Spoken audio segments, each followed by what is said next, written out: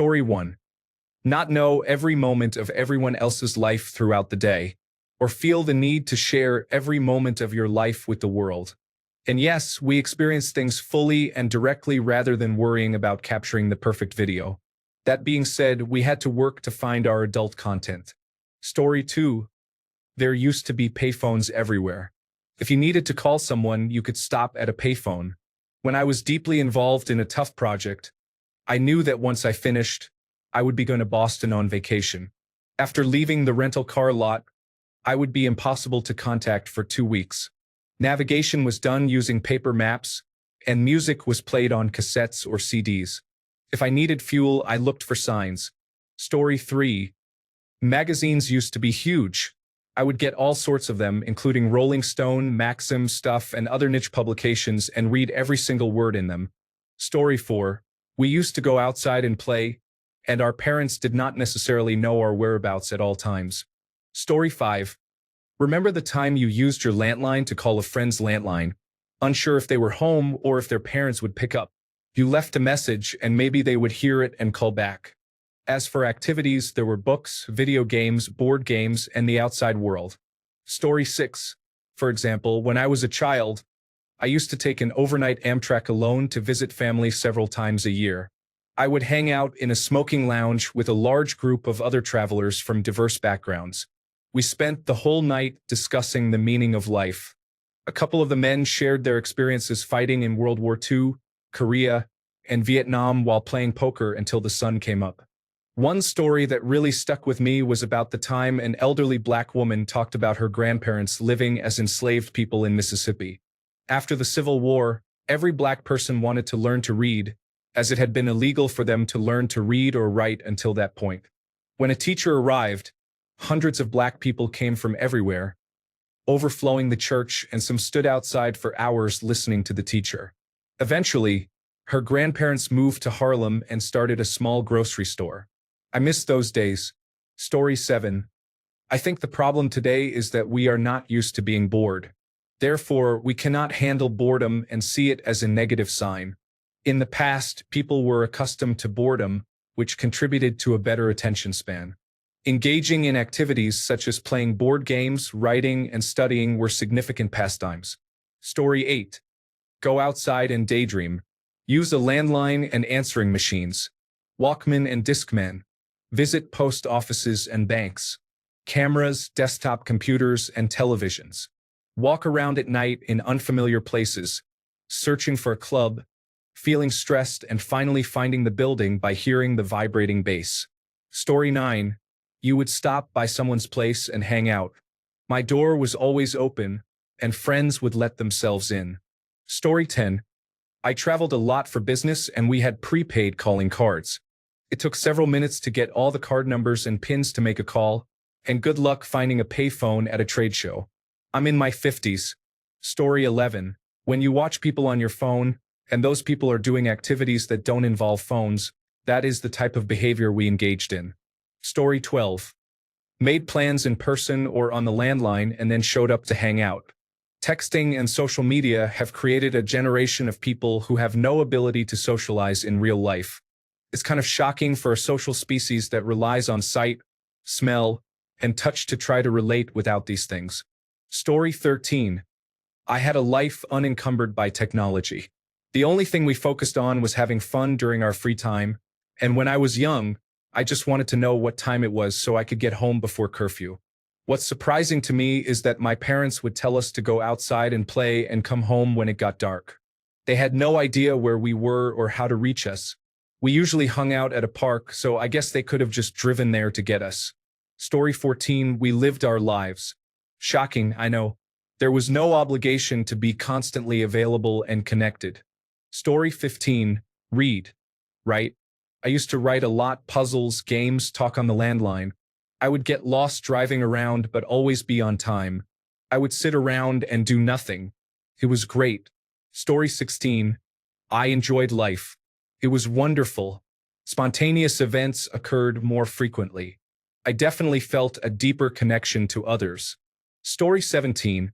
We went outside in groups to ride our bikes or walk to a friend's house or park to play. If we were at a friend's house, we would play Dungeons and Dragons, Magic, The Gathering, or video games, or just chat. On weekend nights, we would rent the latest action or horror movies and watch them together with pizza, popcorn, and soda.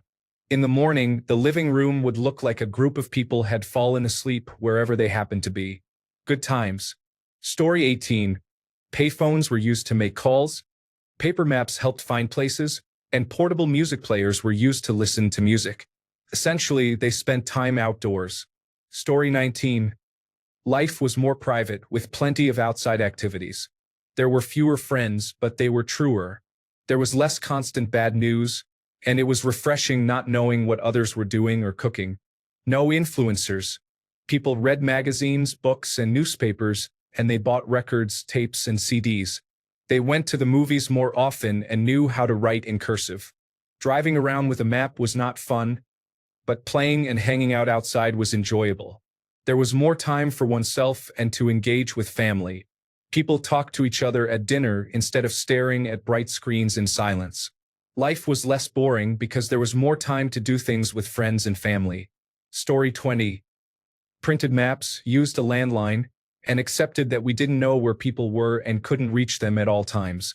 It was a much simpler life. Story 21. Spent less time worrying about what everyone else was doing and more time actually doing things ourselves. Story 22. My friends and I would meet up and ride bikes. Everyone had a different time to be home, so we would leave accordingly. In case of emergencies, you would go to the closest friend's house to use the phone. Story 23. Without the ability to message, "I'm going to be late." You had to show up at the agreed time and place, or you were left out. Story 24. Internet, gaming, mobile games, and texting. People say that everyone went outside. Shut-ins remain shut-ins. Even if you weren't, there were newspapers and magazines. Have you ever wondered how they were big businesses before, then declined when smartphones emerged? And as I mentioned, the games on your phone. We have always distracted ourselves. The only thing that has changed is the medium. Story 25. As a 55-year-old, the two biggest things I would miss are texting and GPS. I disliked making phone calls and navigating with paper maps while listening to traffic information on the radio. The rest of it I could live without. Story 26. I remembered many phone numbers and carried a notebook for others. Then there were the dimes, real US currency dimes, one in each shoe for the payphones. Story 27. The craziest thing, you wouldn't believe it. We talked to each other, went out, read newspapers and books, watched television, and went shopping. Wild times. Story 28. We made plans to meet at specific places and times. We knocked on each other's doors and called each other's homes from payphones if someone was a no-show, trying to figure out if we should keep waiting or not. Engaging in small talk with friends' parents was common. I actually missed those times. We were disconnected and free to enjoy the moment and the people we were with. Story 29. Used short and long-term memory and engaged in activities that required actual attention spans. Had conversations without a device stuck between people's faces. Looked both ways before crossing the street. Watched a movie in the theaters without annoying blue light pollution. Biked to a friend's house and knocked on the door to see if they were free to hang out. Showed up in real life to support groups, organized events, clubs, and meetings. I know this might sound like older generations posting, but it's true. Connectivity is a double-edged sword. I miss when the internet was a place you visited on a desktop and then left to enjoy real-life experiences. I've definitely benefited from online groups and, of course, being able to check maps, balances, and send texts, but it has cost us a lot, and young people raised on devices face lasting cognitive development issues. All things in moderation. Story 30. I got my first cell phone at age 22 during my senior year of college. In high school, we would make plans before leaving school for the night or weekend. We would call each other on the landline and show up at people's houses at the previously agreed upon time. I had two friends who worked part-time jobs at hotel front desks, so we often hung out in the lobby, and they would join us between customers. I graduated in 2000, and we did have computers and the internet. If we needed a map for a road trip, we would print directions from a mapping service. In my last year of high school, I got instant messaging so we could chat online instead of over the phone. I used instant messaging frequently in college. Your away message informed people where you were if they wanted to find you. We would visit other students' dorm rooms to hang out. Parties spread by word of mouth or paper flyers, although most nights, you could just wander down to the block of fraternities and sororities to see what was happening. I am very glad I didn't have social media or phones with cameras in high school or college. I have pictures, some digital and some paper, but most never made it onto the internet. Thank the Lord. Story 31. I had at least 20 phone numbers memorized. The ringtone sounded like the phone. The woman on the side of the inflatable raft box at Walmart reminded me of Mary Lou Retton on the Wheaties box. Google was like the library or Encyclopedia Britannica. The PlayStation was the merry-go-round. Texting was like notes folded with a pull tab, and I always wrote the word pull on it for some reason. I remember Monopoly, Connect 4, and Uno. I forget how we obtained cable TV, but we did for years. We used paper maps and had an analog police scanner running 24 hours a day. I always seemed to know which way was north. I was good at spelling and punctuation, but I struggle with them now. I never realized how many squares of toilet paper our neighbor used. I read the newspaper every morning during breakfast before school.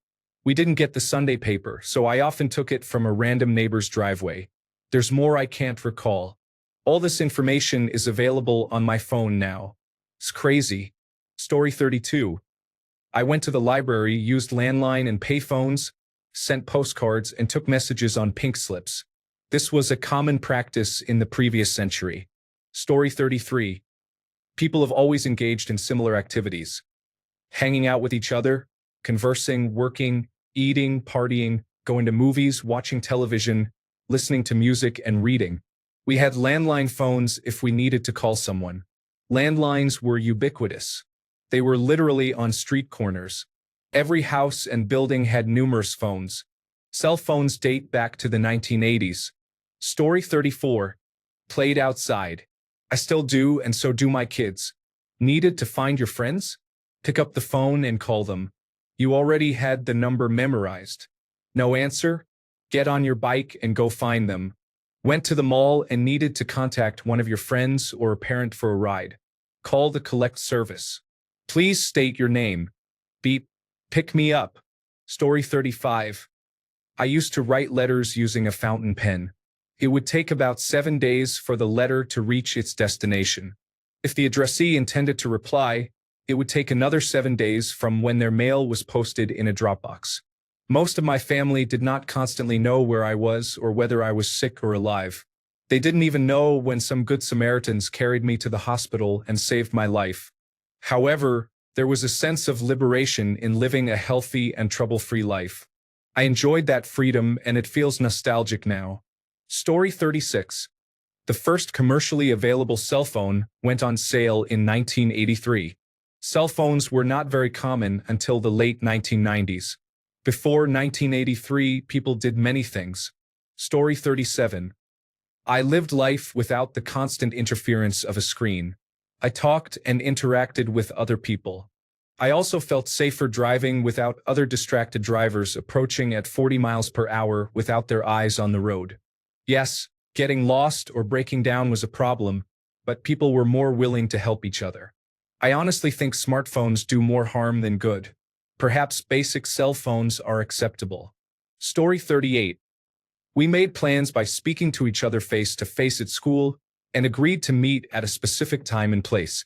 I told my grandsons this, and they asked, "What if it was the weekend?" Then we walked around until we met a friend, or we would knock on their doors. The concept seemed lost on them. Story 39. I used to watch Cartoon Network for 1 hour in the evening. The rest of the time was spent outdoors playing, fighting with my siblings, catching butterflies and dragonflies, apart from going to school. On holidays, from morning to night, I had one goal: to play, run, jump, and climb trees. Story 40. Lived rich and full lives for ourselves and not be at the beck and call of everyone. Story 41. With my work coordinating with crews, it was a part-time job I had after dinner. Trying to fix same-day problems on new construction required driving to a payphone. A breakdown or a dead battery could waste half a day. It was the greatest tool for organizing remote work. Before mobile phones, people would actually have conversations. I have walked into break rooms with 20 people, and no one is talking or even looking at each other. Coworkers have lost the ability to anticipate needs. I might do something and then need a hand. You'll either have to ask for help or tell someone what to do next. Everyone has their eyes on their phones constantly while working. It's amazing that there are not more accidents. No one is aware of what's going on around them, which drives me nuts. If there's an emergency, they know where you work. Leave your phone in your pocket, locker, or car, and participate with your coworkers. Synergy is lost. What used to happen organically now has to be coached. Story 42. We had the ability to get away from things for a while. I could go to a park and not have to worry about anyone being upset that they couldn't reach me. This was partly because most people didn't expect to be able to call your house and find you there. When people took time off from work, their supervisors usually had no expectation that they would be able to call or communicate with you. Yes, there are certainly some situations where it's beneficial for work or family to be able to contact you. However, overall, I believe it has been detrimental that we are so hyperconnected these days. People need time and space away from the usual rat race. It seems that most people, especially supervisors, don't understand this. Story 43. I carried a pager, and if I received a page, I had to find a payphone that was not too unpleasant to use. I worked at many remote hilltop sites and locations where there were no payphones nearby. My wife bought me a Motorola mobile phone in the early 1990s, which was a game changer for my work. For a while, I used a trunked radio, but those were expensive. Story 44. I used to drive around and try to find people. My mom gave me a gas card when I bought my first car, but she took it away after a month. We would go to the usual spots, check in, and talk to others. It was very much like watching the Stoned Age. Story 45. Call mom on the high school payphone using the collect call service. When they ask for your name, say quickly, "Pick me up from detention," then sit and wait. Story 46. I visited local parks and skateboarding parks with my friends. We would walk around, hang out, and play video games together during LAN parties. Guitar Hero and Halo were the games we played the most. I was definitely more active outside before cell phones. Now we hang out but often spend time on our phones, sharing memes and videos with each other. There is less social interaction due to the rise of cell phones. I've noticed this in restaurants and bars, where more people are focused on their phones rather than interacting with those in front of them. I understand that some people experience social anxiety, and cell phones have helped them in that regard. Story 47. Games, magazines, books, libraries, sports, social visits, phone calls, travel, road trips, and hobbies. Story 48. I always had a book with me in whatever series I was reading at the time, such as Foundation, the Thrawn trilogy, the Sharp series, and Ender's Game. Now, with a phone, it's much more convenient since I can carry my entire library with me and listen while I drive as well. Story 49. We called our friends on the landline and then rode our bikes to meet up. We mostly played outside because our parents did not want us around being a nuisance. There were video games too, at least during my childhood, but not online games. Story 50. Live life. Make an effort to communicate with important people. Read books and magazines. Go outside. Have hobbies. Story 51. I read a lot and still do. I devour books, and before the miniature computers we carry around appeared, I hung out with fellow book lovers, went to book readings, attended house parties, and enjoyed outdoor activities. I'm not anti-technology. Smartphones are impressive devices. However, I'm saddened by how these devices have altered behavior in many people. I've seen couples on dates who don't say a word to each other. They are on social media, posting pictures of their food or chatting with online friends. I noticed because I could see their screens reflected in the large mirror on the wall. As soon as the food arrives, they arrange it and take pictures for Instagram. One girl even scolded her date for picking up his fork, insisting he leave the plate untouched for a better photograph. I've observed groups of friends in the park, all with their heads down, engrossed in their screens. I saw a man at a fast food restaurant with a burger in one hand and a phone in the other, scrolling through his feed. Even a moment to enjoy a meal has been overshadowed by social media. I once met a friend for coffee, and while I was talking to him, he started scrolling through his phone, nodding absently. After I paid my bill, I left. When you meet someone, you are giving them time from your life. If they can't respect that, it's best to walk away. I've seen university students with their heads down, scrolling through their phones while crossing busy streets, unable to miss their TikTok fix. The addiction is at a new level. What has become of some people? Story 52. The first thing you could try to get an idea is to watch a movie. Choose a movie about people your age that was made before cell phones became popular. There is a lot of material available. For example, you could still travel to Bali or Paris, but you could not post about it online. Story 53. They were reliable and showed up when they said they would be. Additionally, they could read a paper map. Story 54. I used to take pictures of my tea, get them developed at Boots, and then a week later I would show them to all my friends to share what I had for tea the week before. Story 55. The internet existed before cell phones became what they are today. I was still on the computer like I am now. Nothing really changed. Story 56. What are you all talking about? We didn't go outside. We stayed in and watched television or played video games. Did you all forget all the grown-ups yelling at us to go outside? We also had to plan activities before going outside, such as calling everyone to see if they wanted to go somewhere or risk it and just show up at their houses. You couldn't look things up instantly. You had to go home and sit at your computer to look anything up, or trust whoever you were talking to that they knew the information.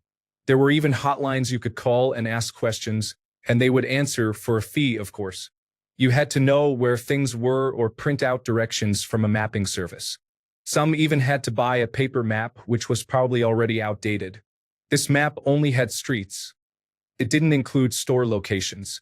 If we wanted to find a particular store, we had to look them up in the large paper phone book, call them, and ask for directions, or ask someone nearby if they knew of a store.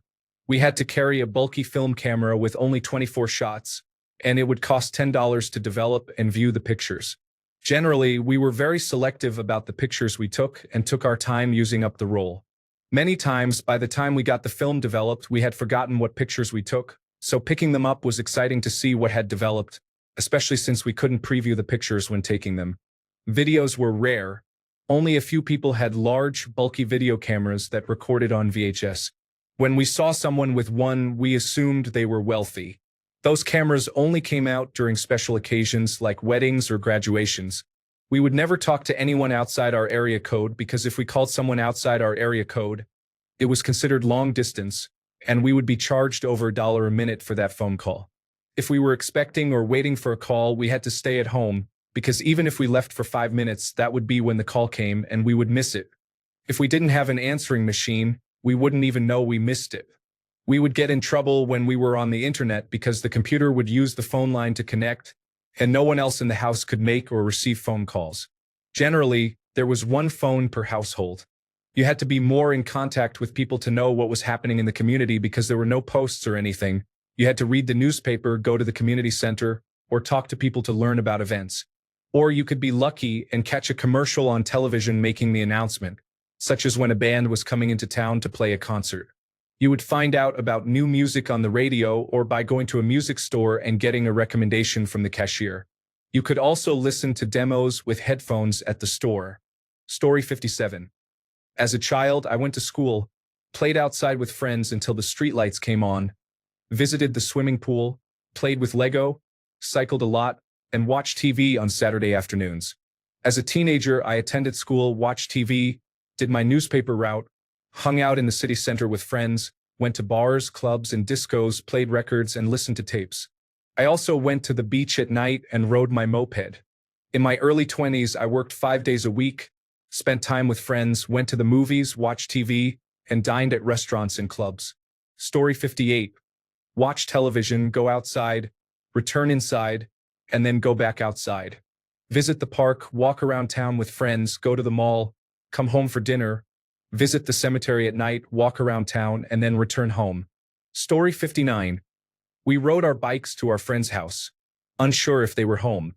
We stayed out past dark without fear, played in the creek, and spent the entire day at the community pool. We hung out at the mall with no money, called collect on payphones, and told our parents the movie was over before hanging up to get our quarter back. We used a landline to ask our friends' parents if they were home, living in the moment with a memory and maybe a blurry picture from a disposable camera. Story 60. I assume you mean before smartphones. I was a child, but I played outside with toys and built camps in trees. I had a Game Boy that I was addicted to.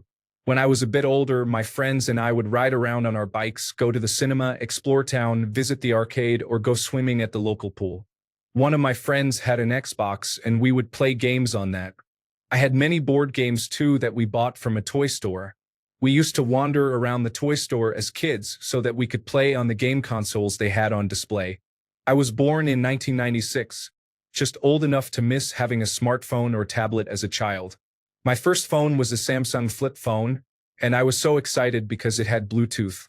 I eventually got my first touchscreen phone, a Samsung Genio Touch, when I was 14 or 15 years old, but it was not even half the size of my current iPhone 15. All I had on that was some very basic games. I didn't have a social media account until I was 16 when I got Facebook, and then I got Instagram when I was 18 just after I left secondary school so I could keep in contact with my friends. Prior to this, the only thing I used a computer for was Microsoft Paint. It was a pretty idyllic experience. Story 61. Perhaps the question should be rephrased as what did everyone do before smartphones? Cell phones existed as early as the mid-1990s, even before the widespread use of the internet. However, these early phones could only send and receive calls and nothing more. At that time, they were even less capable than the so-called dumb phones of the late 1990s and early 2000s. There also weren't social media platforms for people to hide behind all day, and individuals were far more sociable and willing to seek out real-world interactions with one another as a result. Story 62. You had to plan ahead, get good directions, and arrange a specific place and time to meet. Anticipate problems and determine when and where to call people. Story 63. Life did not exist before cell phones. Those memories and stories are part of the simulation when you enter life. Story 64. People will now romanticize the past, claiming they spent a lot of time together and enjoyed themselves, but in reality, they were often very bored. Thanks a bunch for sticking around till the end of the video. Remember to subscribe, and until next time, stay awesome and goodbye.